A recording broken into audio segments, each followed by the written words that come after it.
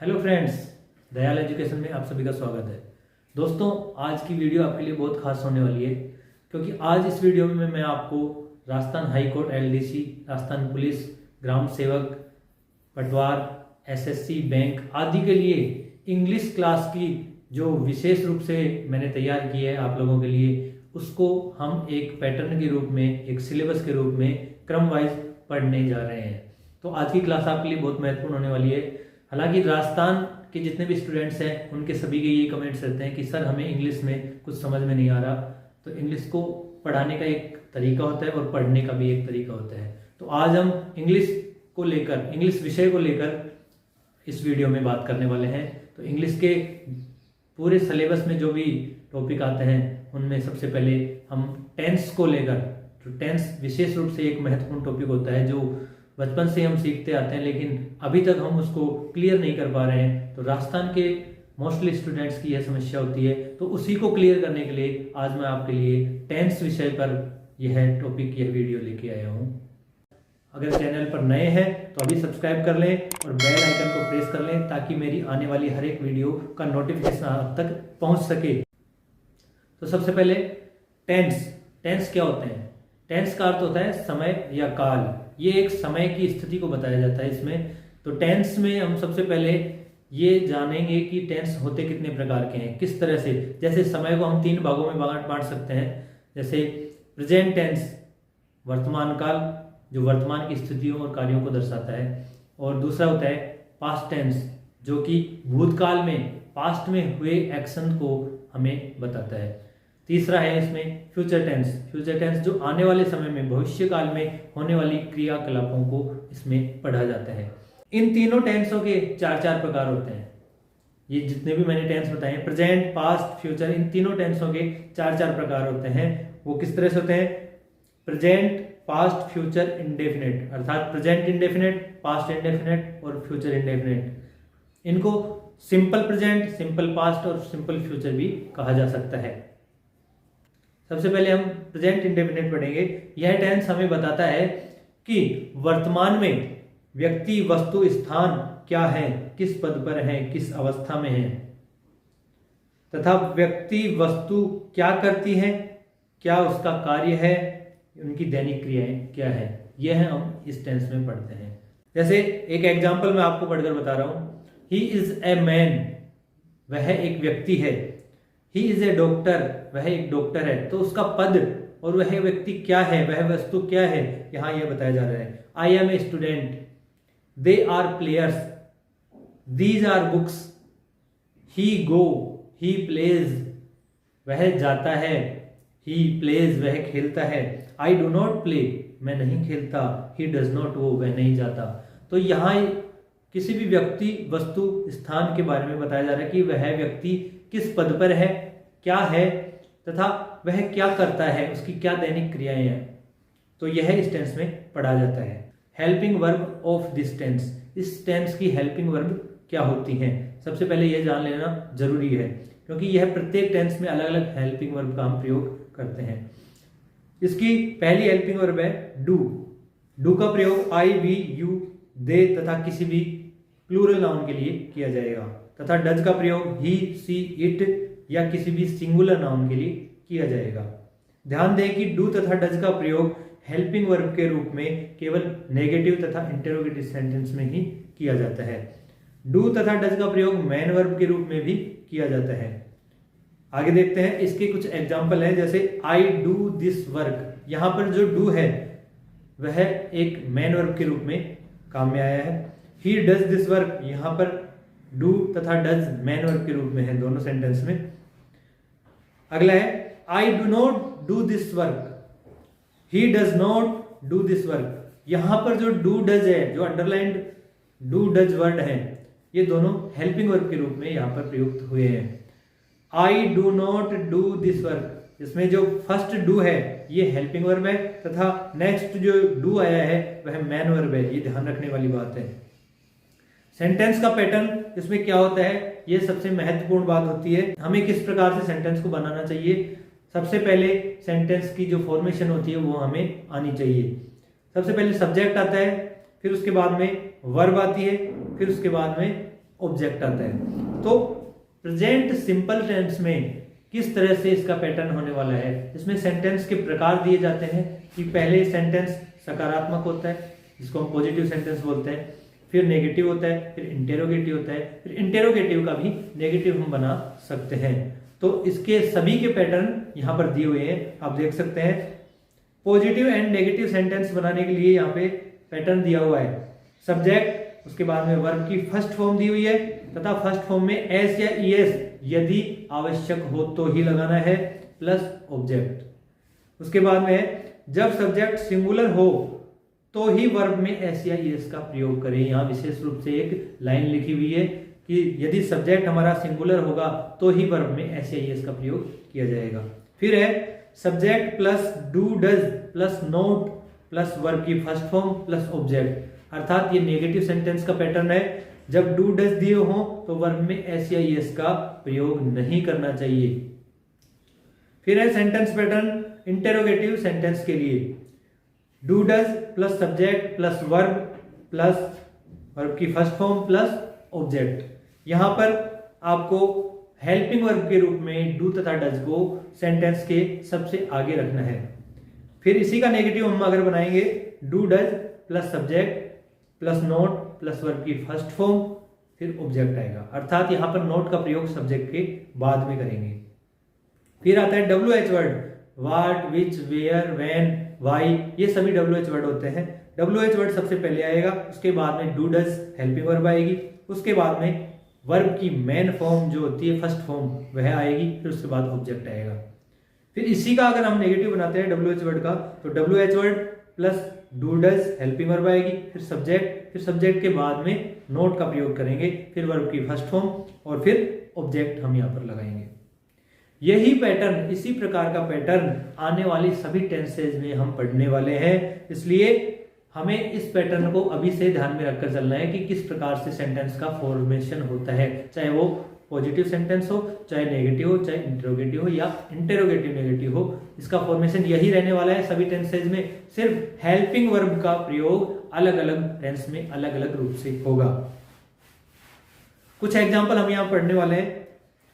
Ramesh pledge hockey, यहां पर Ramesh subject है, प्लेज यहां पर वर्ब है और हॉकी यहां ऑब्जेक्ट है। नेक्स्ट सेंटेंस है Ramesh does not play hockey, यहां पर नेगेटिव बनाया गया है इसको, रमेश, फिर रमेश के साथ में डज का प्रयोग किया गया है। जैसा कि हमने सीखा था कि यदि कोई नाम हो, ही, सी, इट या कोई सिंगुलर नेम हो तो उसके साथ में हम डज का प्रयोग करेंगे। फिर उसके बाद में नोट लगाएंगे, फिर मेन वर्ब की फर्स्ट फॉर्म प्ले, यहाँ पर प्ले जो वर्ब है इसमें एस या एस का प्रयोग नहीं करेंगे, क्योंकि हमने पहले पढ़ा है कि यदि डू और डज का प्रयोग होगा तो वर्ब में एस या एस का प्रयोग हम नहीं करेंगे। अगला है डज रमेश प्ले हॉकी, यहाँ पर डज जो हेल्पिंग वर्ब है वो सबसे पहले रखी हुई है, इसलिए प्रश्नवाचक वाक्य बना गया। Does Ramesh not play hockey, ये प्रश्नवाचक नकारात्मक वाक्य हो गया। व्हाट डज रमेश प्ले, ये WH वर्ड से बनाया हुआ इंटरोगेटिव सेंटेंस है। Why does Ramesh not play hockey, यहां पर देखने वाली बात यह है, समझने वाली बात यह है कि यहां पर डज का प्रयोग किस प्रकार से हो रहा है, डू का प्रयोग किस प्रकार से हो रहा है। यदि हमारा सब्जेक्ट सिंगुलर है तो यहां पर डज का प्रयोग करेंगे, और यदि हमारा सब्जेक्ट प्लूरल है तो यहां पर हम डू का प्रयोग करेंगे। और दूसरी बात, आई जो सब्जेक्ट होता है हमारा आई के साथ में डू का ही प्रयोग किया जाएगा। आगे देखते हैं adverb of simple present tense. Simple present tense की कुछ एडवर्ब्स होती हैं जिसके द्वारा हम इस टेंस की पहचान कर सकते हैं कि यह टेंस वाकई में सिंपल प्रेजेंट है या प्रेजेंट इंडेफिनिट है। इसके लिए कुछ एडवर्ब्स हैं, always, never, often, seldom, daily, usually, generally, regularly, occasionally, habitually, sometimes, whenever, every के साथ में कोई टाइम, डे, जैसे every time, every day, every Sunday, every month, every year, once, twice, once और twice a day, once a day या twice a day, twice a week, twice a month, twice a year, ये सभी word जो है ये simple present tense की पहचान हमें करवाते हैं। तो इसको आपको बहुत ही ध्यान से देखना है, समझना है कि एडवर्ब्स के आधार पर हम टेंस को डिफाइन कर सकते हैं और उसी के अकॉर्डिंग हम हेल्पिंग वर्ब और वर्ब का प्रयोग कर सकते हैं।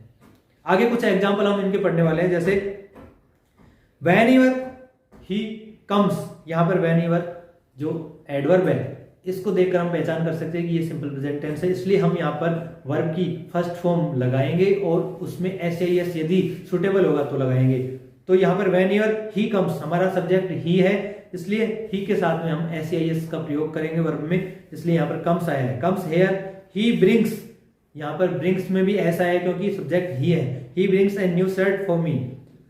नेक्स्ट है he never calls me in a day, यहाँ पर never एडवर्ब है इसलिए calls यहाँ पर मेन वर्ब आई है। he generally plays cricket in the stadium, यहाँ generally एडवर्ब है। he takes this medicine twice a day, twice a day यहाँ पर हमारी एडवर्ब है। we go for a movie every Sunday, every के बाद में संडे जो लगा हुआ है ये, इससे हम डिफाइन कर सकते हैं कि ये प्रेजेंट सिंपल टेंस है, इसलिए यहाँ पर वर्ब की फर्स्ट फॉर्म लगाएंगे। You sometimes come late in the office, he does his homework regularly, यहाँ पर ये सभी एडवर्ब से बनाए हुए सेंटेंस हैं, इसकी पहचान हम टेंस के लिए करते हैं। आगे देखते हैं अब कुछ प्रेजेंट सिंपल टेंस के स्पेशल यूजेज हैं। Special usages of simple present tense की विशेष रूप से प्रेजेंट टेंस का, प्रेजेंट सिंपल टेंस का प्रयोग कहाँ कहाँ और होता है, एडिशनल रूप से हम देखेंगे। इसमें सबसे पहले है पजेशन, हक या अधिकार, स्वामित्व के लिए हम इस टेंस का प्रयोग करते हैं। कुछ एग्जांपल दे रखे हैं, this house belongs to me, यहाँ पर हाउस का स्वामित्व, हक या अधिकार बताया गया है, पजेशन बताया गया है कि यह घर मुझसे संबंधित है या यह घर मेरा है। बिलोंग्स यहाँ पर मेन वर्ब की फर्स्ट फॉर्म है और इसमें एस लगा है इसलिए क्यों, क्योंकि यह हाउस जो है यहाँ पर सब्जेक्ट है वो सिंगुलर है, सिंगुलर नाउन है। Next, my grandfather owns 2 acres wetland, यहाँ पर माई ग्रैंडफादर सिंगुलर नाउन है, ओन्स यहाँ पर हक या अधिकार की बात करता है, स्वामित्व की बात करता है, इसलिए हम यहाँ पर वर्ब की फर्स्ट फॉर्म तथा सुटेबल एस जरूरी होगा तो हम लगाएंगे। This torch holds 3 batteries, this house consist of 10 rooms. Next, habitual action के लिए भी हम प्रेजेंट सिंपल टेंस का प्रयोग करते हैं। हैबिचुअल एक्शन कौन से होते हैं, जो हमारे डेली रूटीन के होते हैं या आदतन जो होते हैं। My teacher reads the Hindu newspaper, my teacher reads the Hindu newspaper, अर्थात मेरे टीचर हिंदू न्यूज़पेपर को पढ़ा करते हैं, यह उनकी डेली रूटीन है, यह उनका दैनिक कार्य है। I go for a walk every morning, मैं एवरी मॉर्निंग प्रत्येक सुबह घूमने जाता हूं, अर्थात यह भी हमारा एक डेली रूटीन है, इसको भी हम प्रेजेंट सिंपल टेंस में ही लिखेंगे। नेक्स्ट है साइंटिफिक फैक्ट्स, वैज्ञानिक तथ्यों के लिए भी सिंपल प्रेजेंट टेंस का प्रयोग किया जाता है। जैसे वुड फ्लोट्स ऑन वाटर, लकड़ी जो होती है वो पानी के ऊपर तैरती है, फ्लोट्स, ये एक साइंटिफिक फैक्ट है, ट्रुथ है, इसको हम नकार नहीं सकते, इसलिए यह सेंटेंस सिंपल प्रेजेंट टेंस में ही बनेगा। Water boils at 100 degree Celsius, पानी 100 डिग्री सेल्सियस पर उबलता है, यह भी एक साइंटिफिक फैक्ट है, इसलिए यह भी सिंपल प्रेजेंट टेंस में ही बनेगा। यहाँ पर वाटर और वुड दोनों अपने आप में अनकाउंटेबल नाउन है, इसलिए अनकाउंटेबल नाउन हमेशा सिंगुलर होती हैं, इनके साथ में वर्ब की सिंगुलर फॉर्म ही आएगी, इसलिए हमने यहाँ पर फ्लोट तथा बॉइल्स में एस का प्रयोग किया है। नेक्स्ट है मैथमेटिकल फैक्ट्स, गणितीय तथ्यों के लिए भी हम सिंपल प्रेजेंट टेंस का प्रयोग करते हैं। 5 times 5 is 25, 5 को 5 से गुना करने पर 25 होते हैं, यह एक गणितीय सत्य है, इसमें भी हम सिंपल प्रेजेंट टेंस का प्रयोग करेंगे। यहाँ पर इज जो हमारी प्रेजेंट टेंस की हेल्पिंग वर्ब है, इसका हमने प्रयोग किया है। 2 and 2 make 4, यहाँ पर 2 और 2 मिलकर 4 होते हैं, तो यह भी एक मैथमेटिकल ट्रुथ है, इसलिए यहाँ पर हमने वर्ब की फर्स्ट फॉर्म मेक का प्रयोग किया है। यूनिवर्सल ट्रुथ, सार्वभौमिक सत्य जिसको हम जुटला नहीं सकते, जो ब्रह्मांड में, इस दुनिया में हमेशा होते हैं, जो सार्वभौमिक होते हैं, उनके लिए भी हम इस टेंस का प्रयोग करते हैं। The stars shine in the night, रात में तारे चमकते हैं, यहाँ पर भी शाइन जो वर्ब है वो मेन वर्ब है, वर्ब की फर्स्ट फॉर्म है। यहाँ पर एस इसलिए हमने नहीं लगाया शाइन में, बिकॉज यहाँ स्टार है वो बहुत सारे हैं, स्टार्स हैं, प्लूरल नाउन हो गई, इसलिए हमने शाइन को मेन वर्ब की फर्स्ट फॉर्म में रख दिया। द अर्थ राउंड्स, यहाँ पर अर्थ सिंगुलर नाउन है, इसलिए हमने यहाँ पर राउंड में एस लगाकर इसको सिंगुलर वर्ब बना दिया है। The earth rounds its axis around the sun.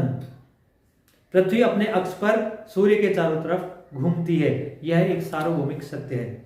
The sun rises, यहाँ पर सूर्य एक है, राइजेज एस ये सामने लगाया है, ईएस लगाया है यहाँ पर। द सन राइजेज, राइज में हमने एस लगाया है बिकॉज यहाँ सन सिंगुलर है। In the east and sets in the west, सूर्य पूर्व में उगता है तथा पश्चिम में छिपता है। यह भी एक यूनिवर्सल ट्रूथ है। नेक्स्ट है प्रोवर्ब, जो कहावतें बनी हुई होती हैं, जो अटल सत्य होती हैं, उन कहावतों के लिए भी हम सिंपल प्रेजेंट टेंस का प्रयोग करते हैं। जैसे practice makes a man perfect, यहाँ पर मेक्स वर्ब आई है, वर्ब की फर्स्ट फॉर्म, इसमें हमने एस जोड़ा है इसलिए क्योंकि प्रैक्टिस जो है अनकाउंटेबल नाउन है और प्रैक्टिस के लिए हमने एस जोड़ा है, वर्ब को सिंगुलर बनाया है। A bad workman coils with his tools, यहां पर भी बैड वर्कमैन एक सिंगुलर नाउन है।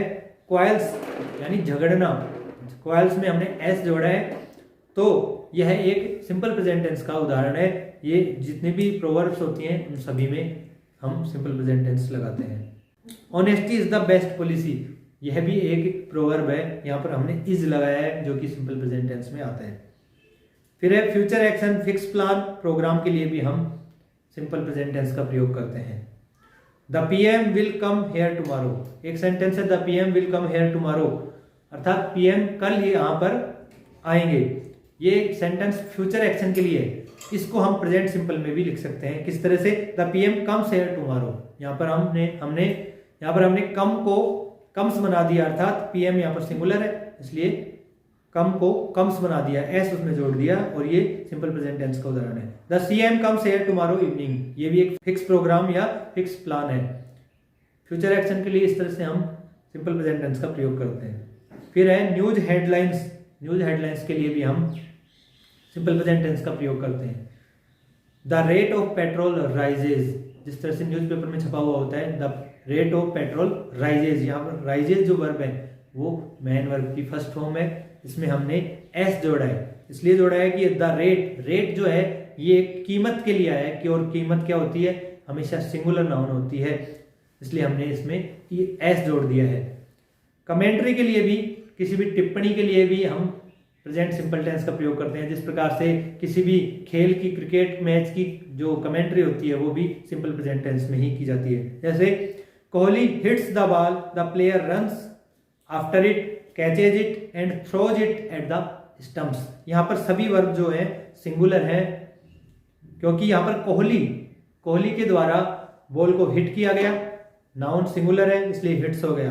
द प्लेयर, यहाँ पर प्लेयर भी एक सिंगुलर नाउन है इसलिए यहाँ पर रन्स को भी हमने सिंगुलर बना दिया। फिर है कैचेज इट, कैचेज भी यहाँ प्लेयर के लिए आया, प्लेयर ने उसको बॉल को कैच किया इसलिए हमने इसमें ES लगा दिया। एंड थ्रोज, यहाँ भी S लगा हुआ है क्योंकि एक प्लेयर की हम बात कर रहे हैं।